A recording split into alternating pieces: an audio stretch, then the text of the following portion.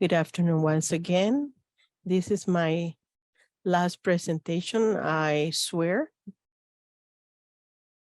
For today. Really what I am going to be talking about today is related to what was mentioned before, because somehow it shows this reality that all of us who work in repositories know about, which is what Andrea said and what Rodolfo shared is true. We are not ready, or we still have a lot of work to do to come up with the indicators that are reliable or reliable measures on repositories, or at least of one of the aspects that we would interest in capturing in about repositories. And let's hope that this works. It seems it's not working.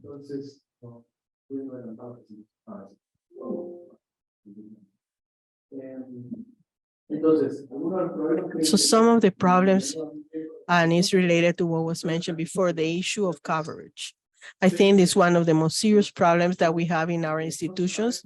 It's that we really don't know if the production that is in the repositories, how representative it is of the actual volume of the actual production of the institution, at least in our region.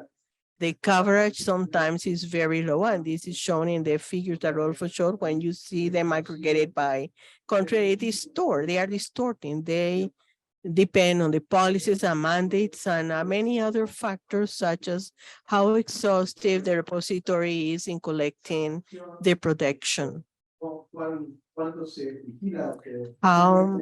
If there is a national law, if there is an institutional regulation, and somehow how many these laws are or regulations are enforced, and if this is actually being done by the community or not. This moves very slowly and in a very unequal way, which is related to what Rodolfo just said.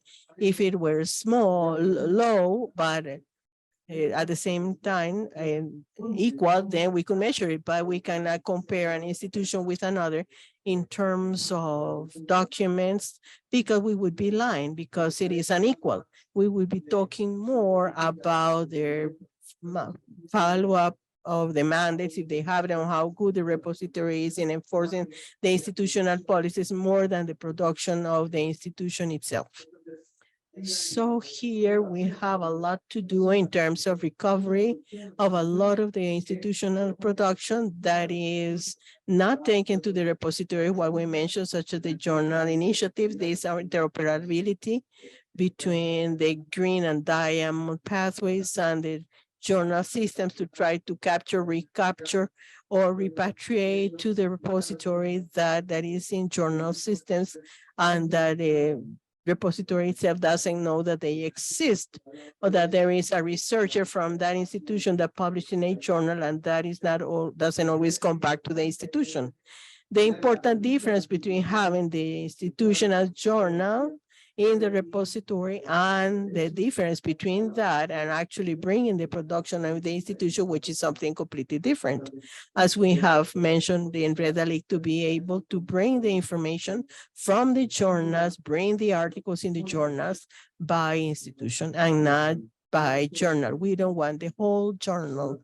We just want the production of the institution, even when the journal is edited by the institution itself. So also the idea of interoperability with the CRIS systems can give us also some assistance. Typically, they are not the research management systems of the university where the projects are there, and they are divorced from many of the institutions, from the libraries where the repositories are located. So there is production in the repositories that are registered in the research management or projects management system of the university. And there is production that has been declared in the curriculum, even national curriculum, and it is not found in the repository. Or there are redirectly, there is no knowledge. There are no linkages or ways to verify if these two sets, the one that has been declared in a curricular system or in a research management system, actually is coherent with what the institutional repository has. Now, if we can bring production that is in other systems of information, then there is another issue, that not to count twice the same thing. If we are going to count or be accountable, the problem of duplication, of course, having persistent identifiers that are consistent to be able to use them. And all of the systems that are built about this is going to be useful.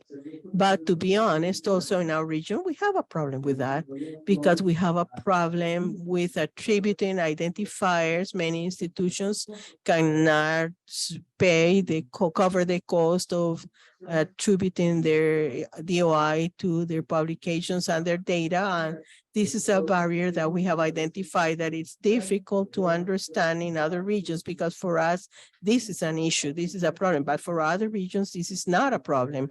It's not a problem to have each item deposited and attributed DOI to them. So if we look at these figures in Latin America, it's really the compliance that we have and the coverage that we have by persistent identifiers is very low in our repositories.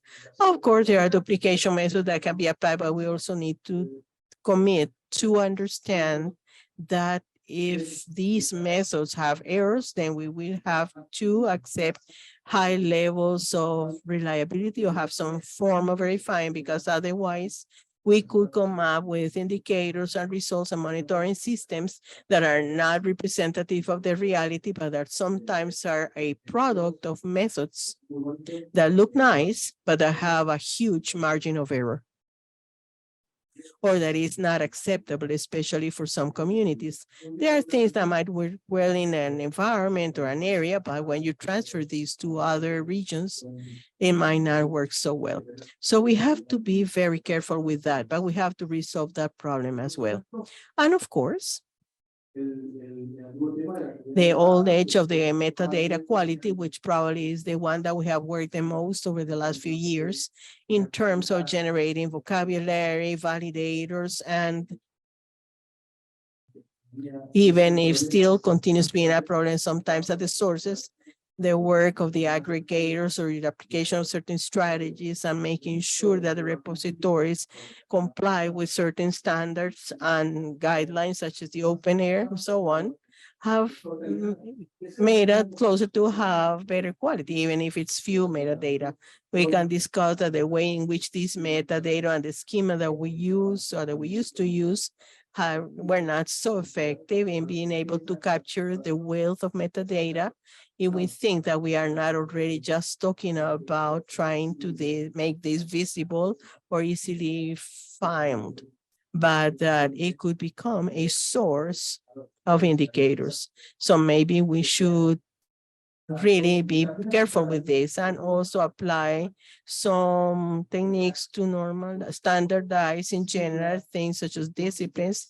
For instance, if today I ask in here how many articles about social sciences, or even if very broad areas, it's very difficult to answer at a regional level, because although some countries are systematic in using classifications and this is reflected in the metadata, others don't. So finding ways to be able to standardize and level the field is also important to, once again, being able to count and compare, at least in general terms, what's happening. And this is a coherent way to do this among different systems. Now, let me tell you a little bit what we are trying to do.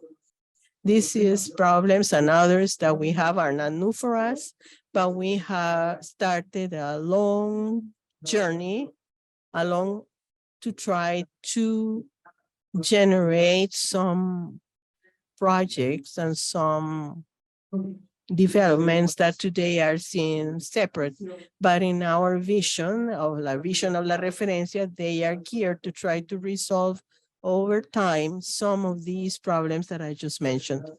So thanks to the funds from SCOS, we are working on 2 projects that are important to generate alternative measures or to know what's happening with the contents of the repositories in terms of use, the queries in principle, the downloads, the hits, and so on, which is a proxy for some other phenomena. But what we believe, it is something interesting also to have many repositories collect their use data or statistics, but they do it cleaning the bots in a different way, using different methodologies. So the figures, if I got 100 and the other 100, they could mean completely different things because we don't have a standardized methodology to interpret those figures. So as Rodolfo was saying, a figure sometimes is not the right indicator. And even if we have a standardized number, that doesn't mean necessarily that it's a context and repository. If I have 100, it's a little or too much. So these methodological discussions are also important to be able to understand all of this. And this is what we're working on. In a regional system for use statistics, there is another project in which we are working with the Brazilian Institute of Scientific and Technological Information, INDICO Brazil, which is also going to get the support of scores that have to do with generating a way to get assign or allocate persistent identifiers, generate persistent identifiers, alternative, non-competitive, but integrate somehow, or that result that at least for institutions that do not have the possibility or do not have a way to get the DOIs to have a persistent identification that could be used.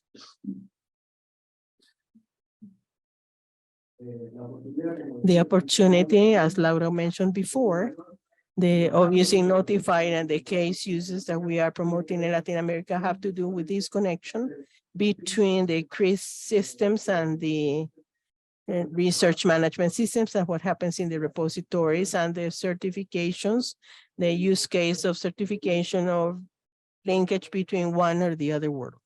Because we believe that this will bring many benefits, not just to make sure that what is in one that actually exists in the repository, but also within the repository to be able to separate or segment that which is part of something that was declared an research management system or a curriculum system to give it a tag that can also be used to measure the phenomenon.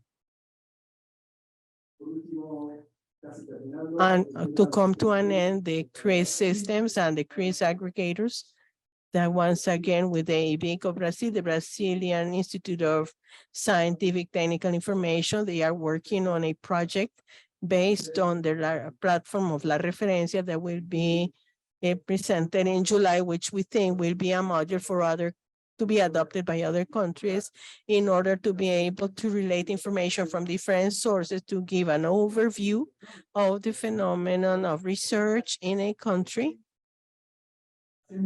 by bringing information from different sources, which typically from different places are not articulated. So we believe that this is also going to be a good source and outcome for the indicators about open science in the region. And to conclude and to put some ideas on the table, the idea of using systems to register and measure the different interactions of the researchers with the products of research, but not just with the publication, but throughout the whole system of generation and use after the information. The idea to give credit because of being a reviewer, the idea of being credits for publishing in non-commercial and for preprints and publication and linkages to research data, the idea of giving credit for reusing research data, which is something that the states should be considering, because if they are investing, it's important to measure when a researcher is taking advantage of an investment that had already been made by reusing the data. This is a very important factor. If we award and encourage this, I believe that it's going to be something important that needs to be measured to give a new approach and focus to the way we measure scientific activities and to be able to modify the way we measure at the present. Thank you very much for paying attention.